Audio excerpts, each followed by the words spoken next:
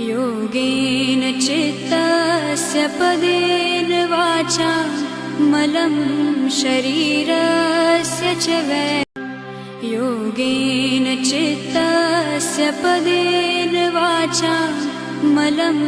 शरीरस्य च वैद्यकेन योगेन चित्तस्य पदेन वाचा मलं शरीरस्य च वैद्यकेन योगेन चित्तस्य पदेन वाचा मलं शरीरस्य च वैद्यकेन योगेन चित्तस्य पदेन वाचा मलं शरीरस्य च वैद्यकेन